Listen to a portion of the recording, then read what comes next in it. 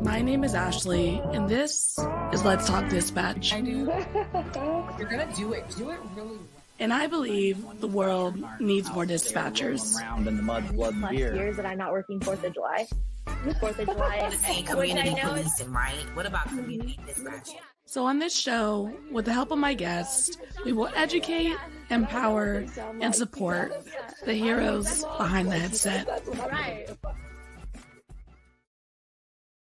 Hello, everybody. Welcome back to another episode here on Let's Talk Dispatch with me, Ashley, the Raspy Dispatcher. We just got done traveling to Arizona for their state conference. We grabbed a booth there, got to meet a bunch of folks, and it was so much fun, but it was hot. I'm not gonna lie to y'all. It was hot. When we left the Bay Area that morning, going to the airport around 10 a.m., it was already 70 degrees in the Bay, which is like weird. So then we were like, oh, we're dodging a little heat wave. Nope, there was no dodging. We landed in another. It was like 110 degrees in Arizona. Good thing the place we were staying at had a wonderful pool and air conditioners. So shout out to everyone in Arizona who put on that conference, put on such a great conference for the folks who are doing this job in Arizona. And I had a wonderful time vendoring and meeting a bunch of you. So if you did take a picture of me with me and got to meet me, throw it on my Instagram, Facebook. Would love to share it. And we'll see you guys at the next conference. My guest today has over 10 years of experience as a 911 dispatcher, a trainer, a supervisor, and a SWAT hostage negotiator. They are also the owner of Crisis IQ Training and Consulting. And we're going to dive into all that and so much more today with my guest, Robin. Hi, Robin. Hi. How are you doing? Good. Thank you for having me. Yeah, no problem. Hopefully you avoided a heat wave last week, or were you stuck in one? I just kind of stayed inside. I created AC. Yeah, that's my game plan usually when it's too hot or too cold outside. Is just kind of hunker down, stay in four walls. Oh. Oh, we got a guest. Oh, man, that's funny. Well, tell us a little bit about yourself, how you got into public safety. So when I was a late teen, I worked at a hospital as a unit secretary. And all of the ER techs are commonly EMTs. So a lot of the ER techs would circle in and out of there and they would go and work for EMS companies. So one of my friends who's an EMT told me that her company was hiring a dispatcher. And I was like, ooh, I want to answer 911. That sounds exciting. And I was thrilled. And then I went over there and it wasn't for 911. It was for non-emergency transport. And I worked nights. I worked from like 6 p.m. To 6 a.m. And, Mima doesn't need to go to dialysis at 10 o'clock at night. So I didn't do anything. All I did was like lay around and watch TV all night. Yeah. And I was like, I got to do something else. But, that resume point, I was able to apply for a 911 center and start over there. And then it was like a whirlwind. And you were like, this is what I was looking for. This is what I was itching for while I was waiting for that dialysis transport. This was it. Yep. And it was crazy. I had no idea like what 911 really was. I was that person who thought that, they were just in there answering the phone and getting the exciting calls and making coffee. And yeah, I was surprised. What was that learning curve for you like? Because I think when you're in this for so long, you kind of forget like a time where when you don't understand the realities of 911, like before you were indoctrinated into this line of work. I've tried to always like hold on really tightly to the feelings that I had when I was in training. Because as a trainer, I had to pull back so many times and be like, I don't want to give anyone an expectation that I don't think that they can actually meet. And you have to like keep your empathy for these new kids because it's so much information. And like at my agency, we're call takers and dispatchers like combined. So you're doing it all like from jump. And I remember training and having to learn like, I don't know, 200 police codes.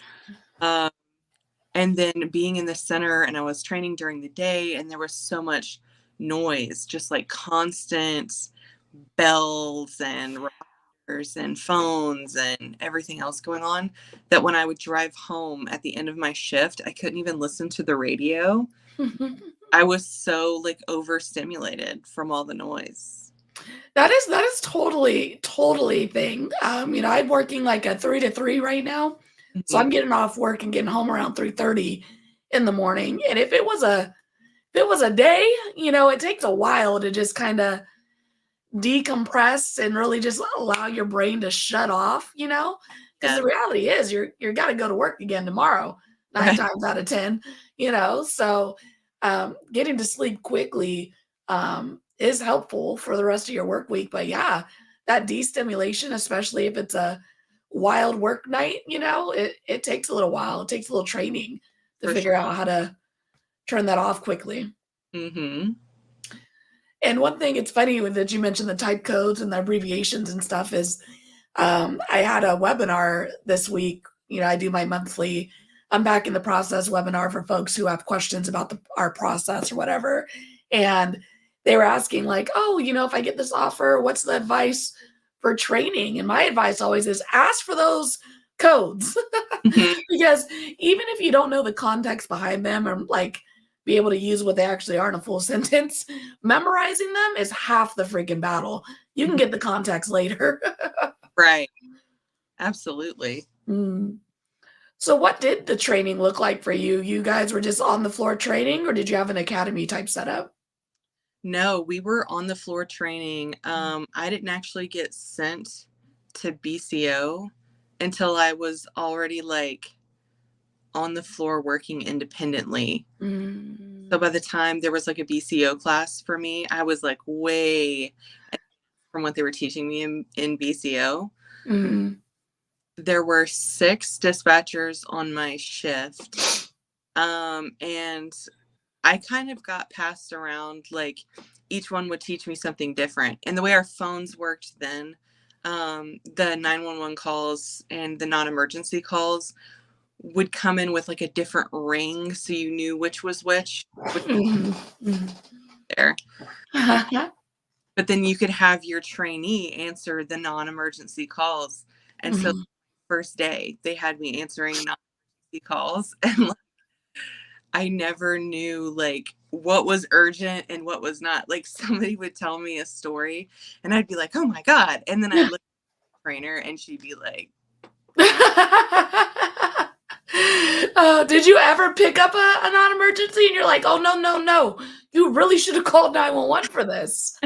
Well, I had a trainer who was sitting with me who, again, like we could be on the line together, which was really ideal. And they got rid of that pretty quickly after I started. So your recruit, if they are like really driving around, you have to like snatch their headset off the head and put it on your head. Like, this is God, I'm here to help. But yeah, it was an interesting experience. It was kind of cool. Like from a trainer's perspective, like the girl who was really good at records and NCIC stuff, she's me in that. And then the girl who's really good on Maine, she's the one who trained me in that. So I liked having a bunch of different trainers and I got different perspectives. I didn't get bored because I was like learning, and it helped me learn the people on my shift. But now a lot of times like the new hire, the recruit gets put with the trainer, and then that's who you're with for like 8 months here. And that's such a grind for both trainer, Yeah. I mean, I remember the same thing you like, you get to learn the way, because there's 1,000 ways. What's the saying? 1,000 ways to skin a cat. Like, is that this, like this job? There are 100 different ways to enter things into the system. There's 100 different ways to voice things. And all fall within policy, but everyone just does things differently. So being able to switch up your trainer throughout this process, as well as being able to, as the trainer, have new folks is super refreshing. Because I know I talked a little bit about it in a reel a little while back, because like our trainers are tired as well. Sometimes they just want to come in there and do their job by themselves, not worry about nobody, don't want to teach nobody something, So hard. Yeah. Constantly have someone underfoot. And I really believe in like taking frequent breaks, that how good that is for retention. So when I was like a supervisor, the trainer that was on my shift, I would have to remind her, I'm like, hey, you need to be giving your recruit breaks and blah, blah, blah, blah, blah. And there was this one break at 9 p.m. and I saw that they were still working over there. And I went over and was like, hey, it's time for the 9 o'clock break. And the trainer was like, oh, she said she doesn't need one. And I was like, it's for you, babe. Don't come over here making me feel special now. You get to take a break too. Like, would you like outside and smell some air, or like have to be able, because when I was a trainer, I think the most is I had 14 recruits back to back. It was tough. It was very tough. I definitely think that is one of our toxic traits as dispatchers, is especially in these smaller centers where it's you, one other person, and if you're lucky, a third, we do not leave our console. It's very hard for us to just get up and walk away. I think it's easier in larger centers, not that the call volume isn't more ridiculous, but there's just more people in the room, so your guilt doesn't, doesn't sit on you. But it was just me and my partner, 6 p.m., it's like leaving them is leaving them, Right. And even with 3, like, oh, they're about to get slammed for a little bit. So that is one of our toxic traits. We do need to take breaks, and we need to create environments that people feel like they can go take a break and not leave folks hanging, Absolutely. So how was your experience transitioning from the public sector dispatching to being a corporate trainer? I had really, after 10 years, I was ready to be good. I had been on nights almost exclusively the entire time. So that's 10 years of 6P to 6A. I worked a ton of overtime. We had unlimited overtime, and you could work, 14, 15, 16, 12s in a row if you wanted to. Jeez. There was no cap on it. So those who like to grind, who like to go on vacation, who like to buy purses, I don't know, would always be in. And like, you don't realize how it's affecting you. You really don't like keep an eye on your own like mental health. But it was like a light switch. Like one day I woke up and I was like, I don't want to do this anymore. Like I was so neutral at work always. I was like, oh, it's a work day. But all of a sudden I was like, I can't live like this. But I was like, I've been in this industry forever. Like, how am I going to make my skills translate? So I did some looking on Reddit, to see like what other people were doing. And eventually I just put something on my Instagram. I was like, who of my friends, like who loves your job? Who's really loving what they do?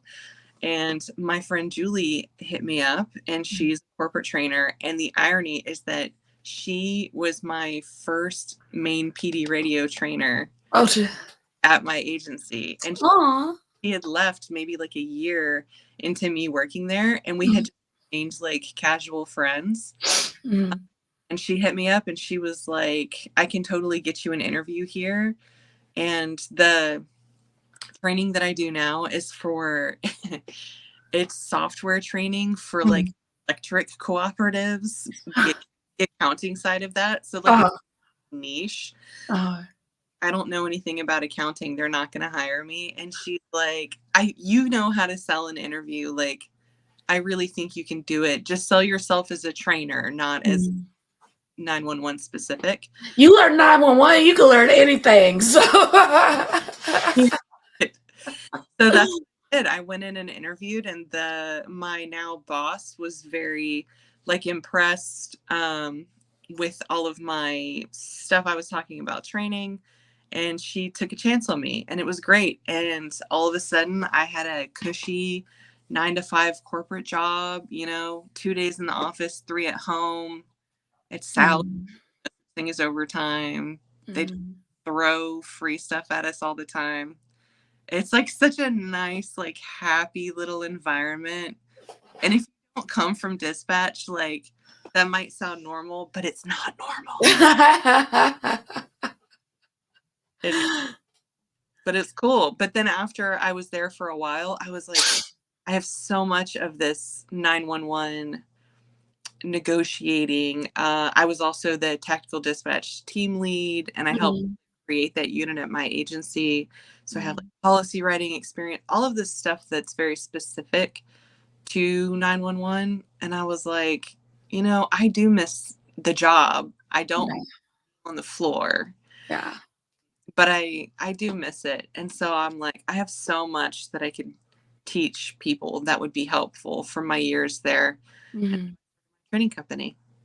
That's amazing. And I mean, a few things to take away from that is like when it's your time, like whatever that looks like for people, I think that another toxic trait that we have is like we never want to leave 911, right? Like we love it. It's so unique. It's so like when it's in you, and then it's hard to walk away. But we also have to listen to ourselves when, our body, our mind, our spirit is telling us it's time to exit, like listen to that and figure out what's next. And it's okay, if you only put in 5 years, 10 years, 15 years, etc. Like whatever amount that you provided to this service, to that community is appreciated, right? Like don't be afraid to walk away if you're feeling like you're reaching that point for whatever reason. Right. And it's so wonderful that you're able to transition and find something nice, a place to recover from what we do in this line of work. Yeah, so nice. There was actually, I was still technically like going through training at my software job, and I was teaching on Zoom, maybe like 6 or 7 clients how to do something, and the system went down. And so I'm like in the middle of talking, and then the system went down, and I was like, oh, it looks like the system went down. Let me see what's going on. And so I look over on Slack. I see that they're working on it, and they're like, it should be up in a minute. And I was like, it shouldn't be down that long. And I was like, so let's entertain ourselves. I'm like, it was a joke. Inappropriate. But I was just talking to these clients, and then the system came back up, and I was like, oh, anyway, back to what I was saying. Rolled with it. And my boss pulled me aside, and she was like, I can't believe you didn't panic. She's like, that would have sent so many of our trainers into like an absolute tailspin. And I'm like, none of this is real. Job is made up. That's funny. And that's so true. Like cat goes down, we're writing on cards, like these, don't lose this card. It matters, Like praying no one calls, because you're only getting like 50% of my best if you call right now with these cards, Oh my gosh, exactly. Yeah, my handwriting's atrocious. I think I was a doctor in a past life or something, because it's not readable at all. She's just like, oh my God, I can't believe that didn't throw you. And I'm like, this doesn't even feel real to me. Like they cannot make me feel a sense of urgency. Like I have deadlines and I meet them and it's not a big deal, but I can't find it in me to like stress about meeting a deadline about my staking sheet software. You know? Like, and I think that's such a healthy relationship to have with my work. Like it's very important to me to do a good job, but to be able to make a living and like go to work and not have that like amygdala constant like hitting of the roller coaster of the calls that you get and what's going on in the shift. And you know, I'm here and I have 10 years experience, but the 3 other people in this room, you know, none of them have one. Yeah. And we got to keep this going. We were also working supervisors. So I still had to take a channel. Yeah. So it was really hard I couldn't listen in on anybody's calls. I essentially had to work the main PD radio because that was the only way I could filter everything that came in.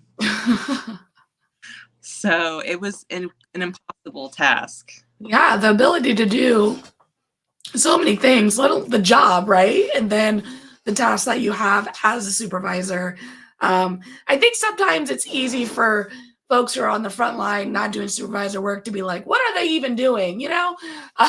But there is a lot that goes into running a center and managing people in a business essentially that is outside of the realm of just answering 911. So having to do all that and work a channel is impressive, to say the least.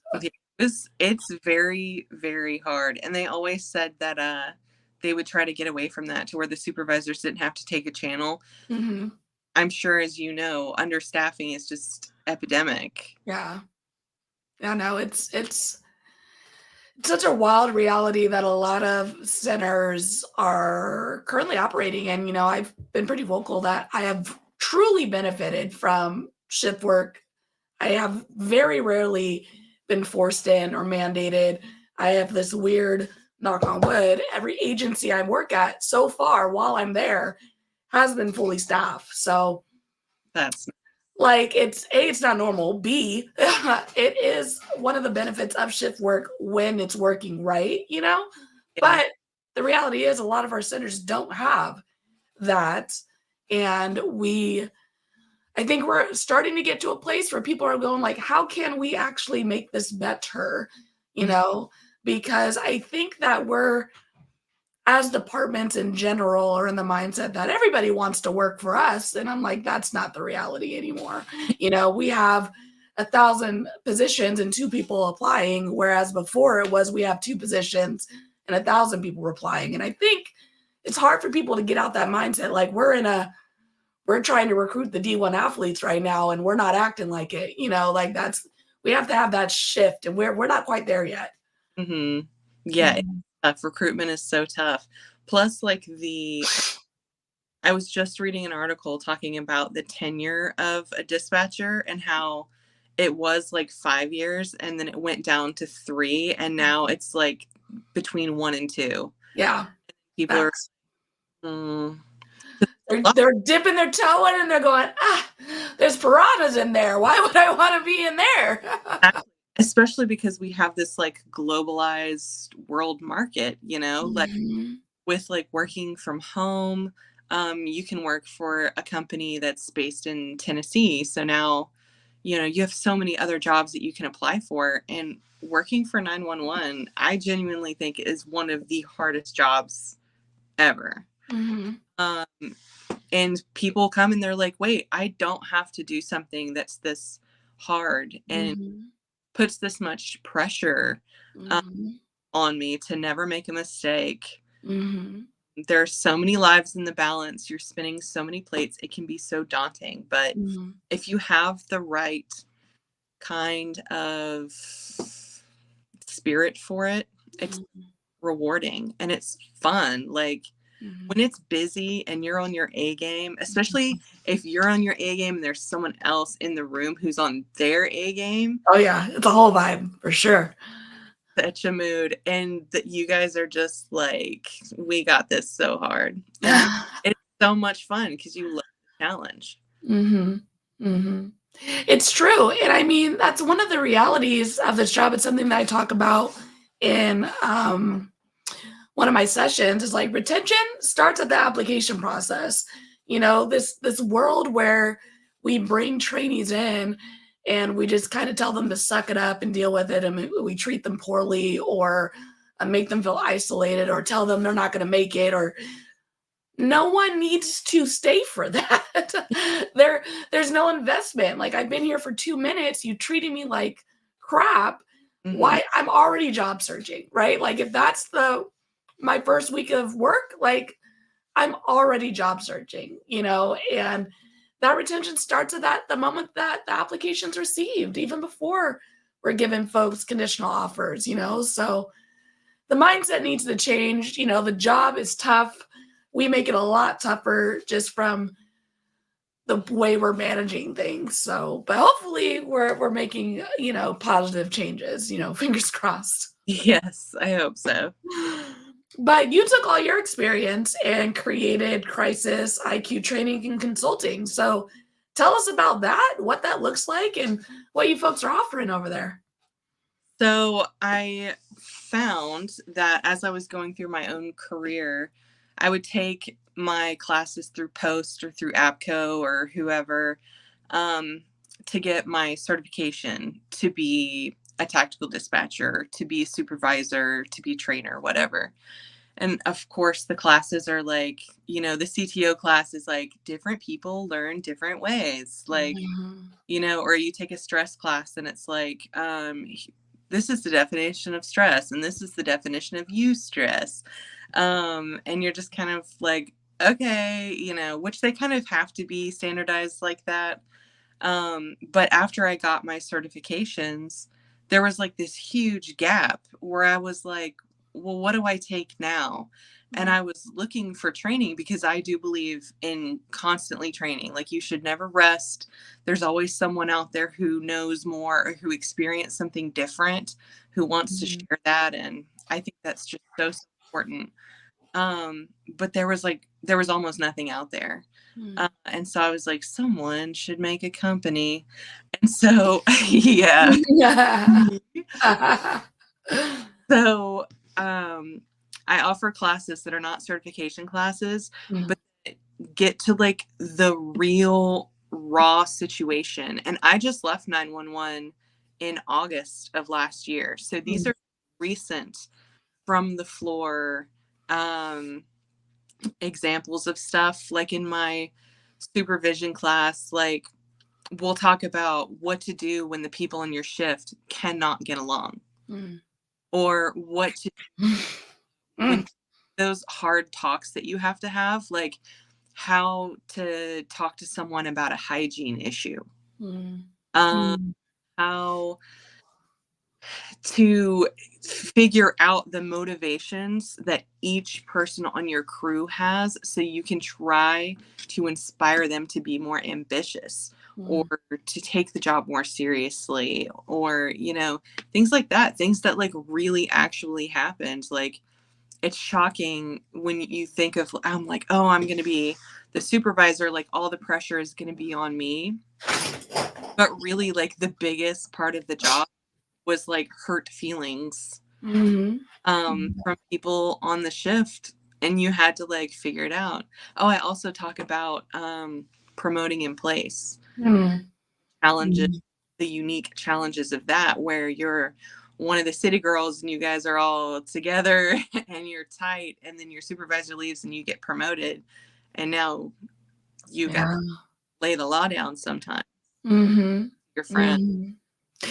It's interesting that we're talking about this because I think this is something that comes up often in our field in general. Is we promote people, but we don't necessarily provide them training or guidance on how to be in this new role. A lot of times in 911, you got years on and you move up, and which is wonderful. But then management just expects them to know how to manage. And it's like, well,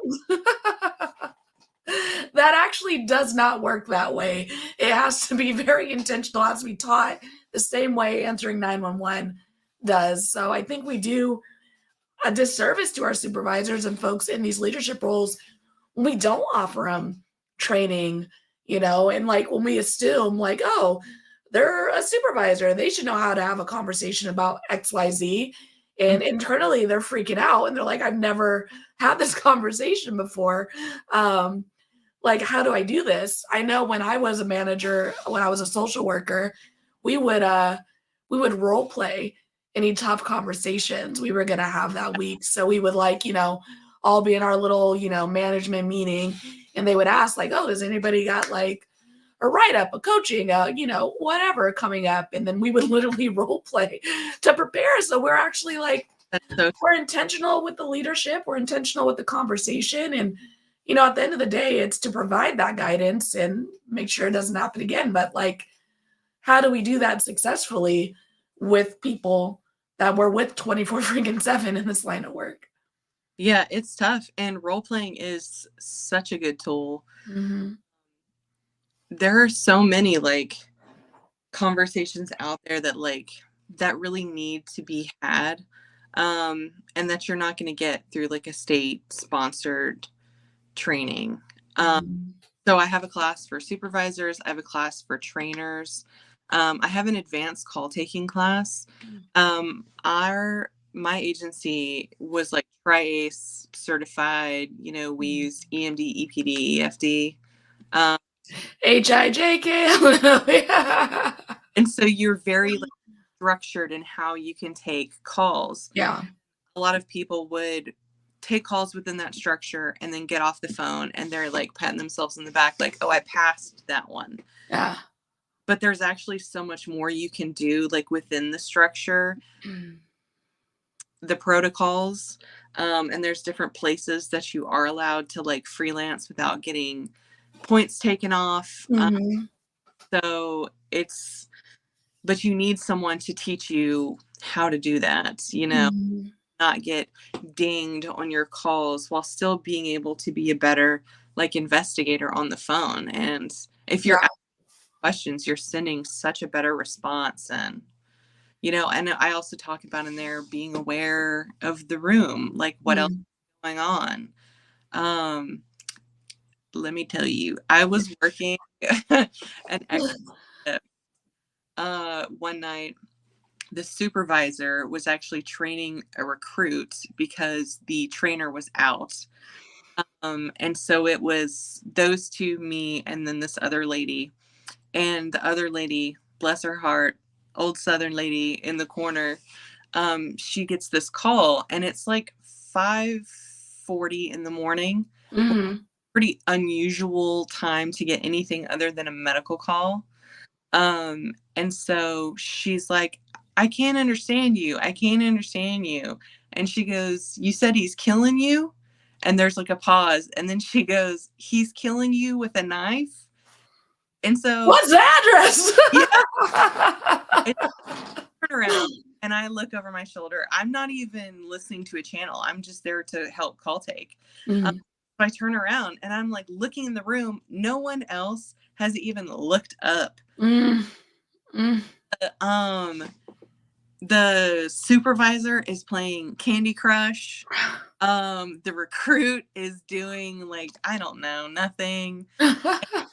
Anything. And so I was like, hey, supervisor, I said, you might want to get some people started to that call because it takes a few minutes if you're using the protocols, but the address is in the call. Like, and send people early if you want to before the call drops. Yeah.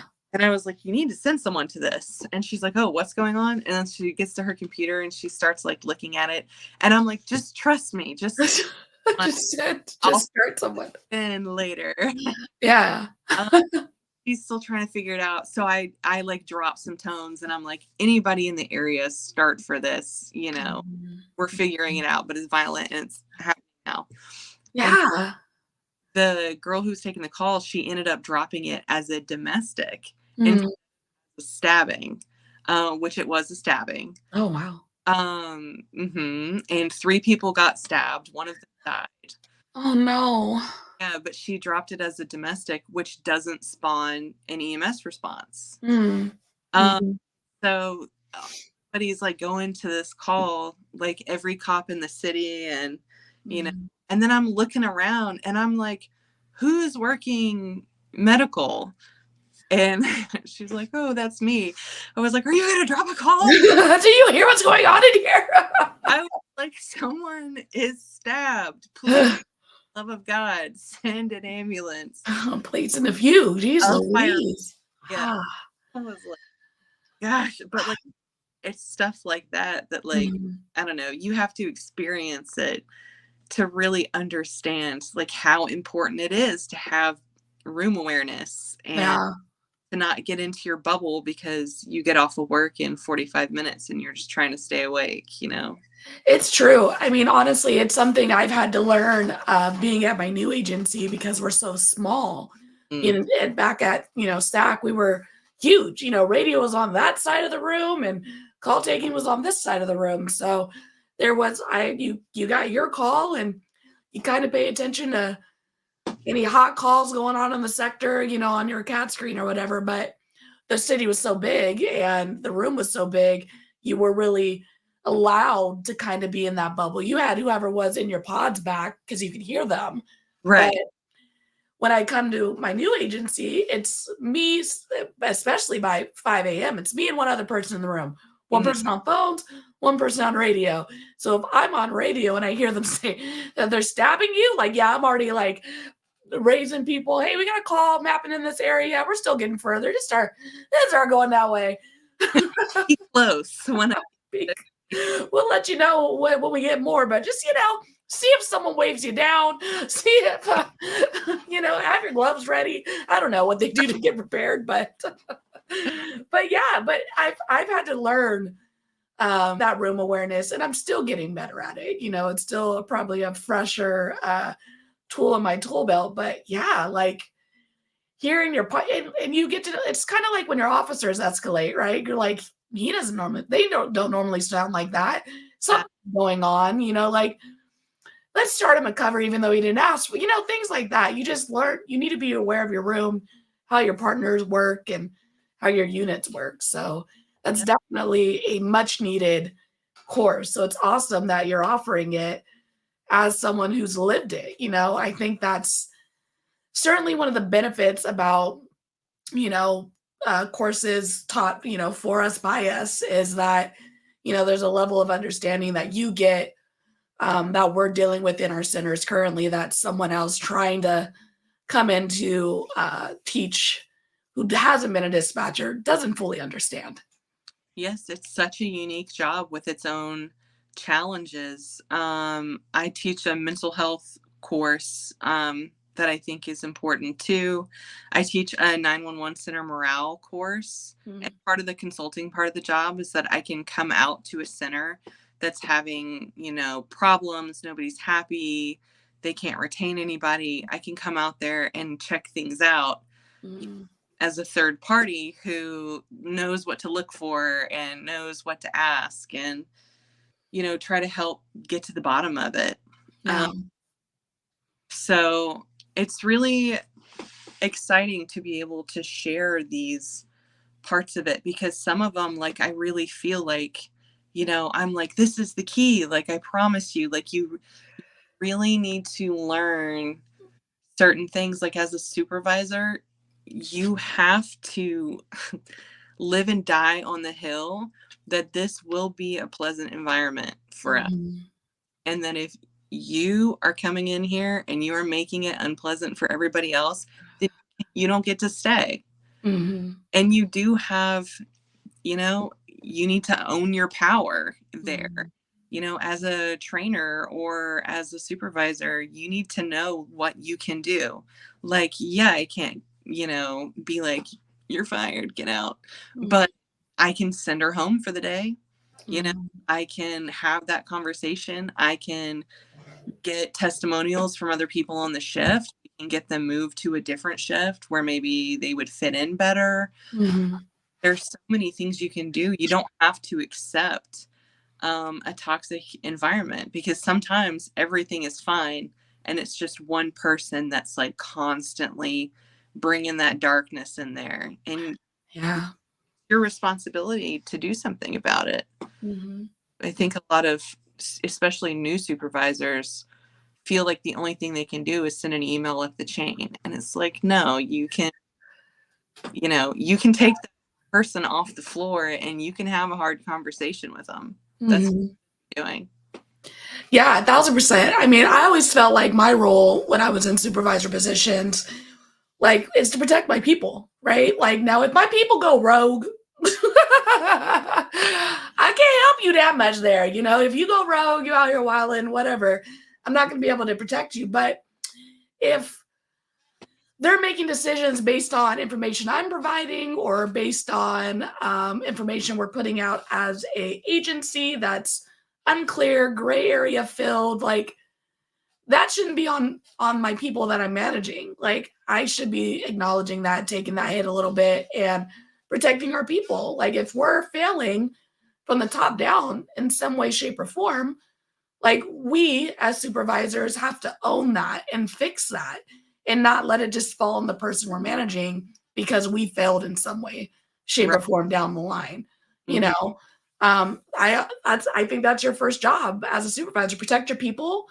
You know, make sure they're following policy. Of course, have the hard conversations. But if I don't feel like you have my back, like the hard conversations are going to be really hard. Yeah. You know, there's going to be no, and we don't got to be best friends, you know, but I want to be able to respect the folks who are providing supervision. If I don't think that your morals match mine, or that you just have just a steady line of wanting to support me, that conversation is going to be really hard. Mhm. Um, Drew Clark was on here. He's actually assistant director, I think now, at his old agency. And he said, you have to be there for your people on blue sky days. So when it's all good, they got to see your face. So when it's bad Mhm. and they see your face, they're like, okay, this person actually does care Mhm. about me and is not just checking a box with whatever management they have to do that day. Yeah. I had problems too, like with there were 4 of us, all girls, all had worked there for like a long time, and we were all really, really cool. We hung out outside of work, like we were the city girls. We always got along. Our shift was awesome. We never wanted anybody else to come work on our shift.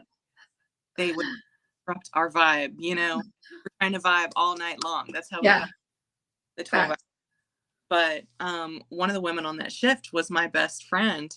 And so when I became a supervisor, that dynamic I was kind of worried about. I'm like, this might be challenging, but we kind of naturally found our way through it. To where we would be, chopping it up all night, having a good time. But if she needed to talk to me about something serious when she came over, she would say, Supervisor Barton, SEO Lamison, like we would address each other by title. And that of like, hey, I'm serious about this. Like, this is a conversation that I'm trying to have. I'm not being jokey haha with you. This is real stuff. And Yeah. she like immediately knew, don't try to make light of it. This is an expectation that I'm passing down. Yeah. Expect you to comply to. So it was, you have to kind of come up with those ways to make sure that everybody's cool, but like, I'm not afraid to get in your butt. Heck yeah, for sure. And I think, and that respect goes both ways. I think you're probably there for that person on those blue sky days. So when the supervisor comes out, you're like, they know you're going to have their back. They're now, like it's a mutual thing. And I think what my fiance used to teach, or she got her undergrad in elementary education.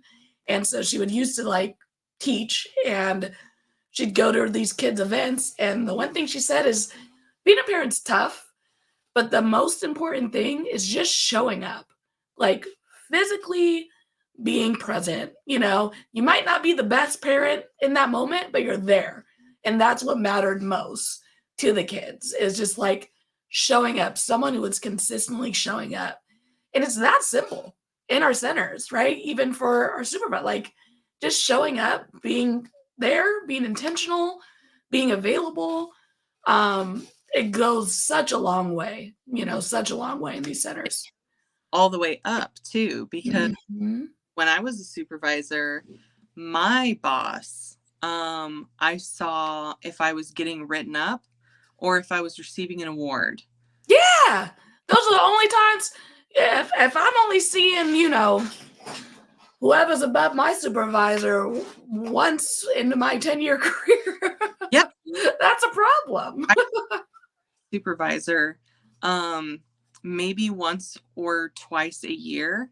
I Mm. saw the boss, the director who was above her, maybe once a year. And that's only if I was staying late talking to someone in the parking lot and he happened to like arrive and we would say Mm. he passed. But like, that's it. There was no Yeah. other communication. We didn't have like weekly one-on-ones. Mm. Another thing like that can contribute to the toxicity of a center. The supervisors need to be meeting and talking without other management present. Yeah. Like Mm. you guys, you have to calibrate your shifts. Mm. And you need to be able to talk to each other and be like, hey, this directive, obviously it's your job as a supervisor to sell whatever directive you're given to the people, whether you agree with it or not. You still have to give it to them and make sure that they comply with it. But then if you find out you're like, this isn't really working, you need to have conversations with the other shifts and be like, what's you guys' experience with this? Maybe Mm. to work around, or, maybe it's not working for them either. And now we need to write a proposal for change, or Mhm. maybe they think it's the best and, it just turns out that it sucks on nights. Yeah. But if that communication isn't happening, it's just awful. It's true. It's one of those things, like 911 is just one of those weird beasts where like everything's great in theory. Mm. Everything is wonderful in theory. This is going to be great, or people are going to love it. And then you throw it into the system and it's hard to do. It's hard to multitask with. Really getting feedback from your people and passing it up along, it does go a long way, because everything truly is great in theory in this line of work. Yeah. Sometimes practice does not make perfect, and implementing new things. Sometimes it just isn't a good implementation.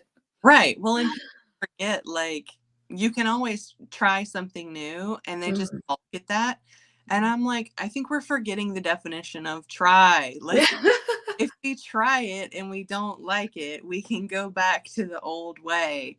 Or sometimes, like, your CAD system that you've been using forever is Mm. no longer supported by that company. You Yeah. have a new CAD system. Mm. It's not going to be exactly the same. Mm-mm. What use is there to fight that? Yeah. Get on board from the Mm. floor. Be like, you know what? I think this is going to be hard for me to learn because I've been doing it the old way forever. Well, then you should be the one signing up for all the initial classes. Yeah. The work, make your life easier for yourself. Don't just be like, on. Hey. Well, speaking of signing up for, how do folks find your classes? How do they bring you out to their centers? How do they tune in? So go to my website, www.crisisiqtraining.com. All of my classes, they're all live online, or you can do group in person. There's a contact button on there. My cell phone is listed, my email. I also have classes for non-911. I have 4 of those. So if you have any corporate friends, like I have a class that's 911 conflict management strategy for civilians. So anybody customer facing, you work for Delta, you work, Spirit. you work for a collection agency and you're fighting with people on the phone all day. Let a hostage negotiator teach you how to do that. Mm. So I also have like a confidence boost class for the shy gals and girls who are, crying in the bathroom and boardroom. Like, let me help you have hard talks with people, because it is a learned skill. Mhm.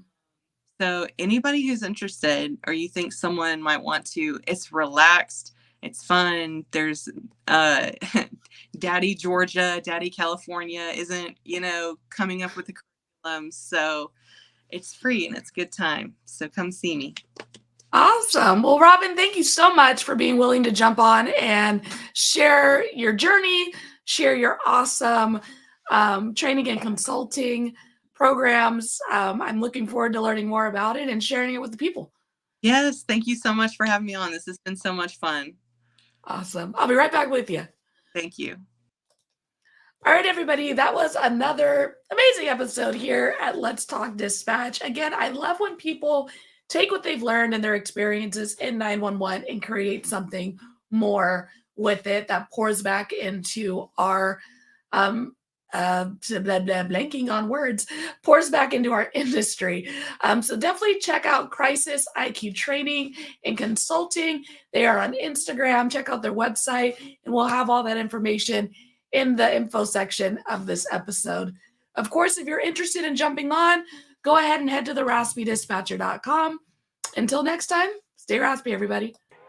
Thank you for listening to Let's Talk Dispatch podcast. Don't forget to hit that subscribe button. You can find us wherever you listen to podcasts, including Apple Podcasts and Spotify. If you're interested in becoming a guest on the show, or maybe even submitting your own story, you can do all that and more at theraspydispatcher.com. Until next time,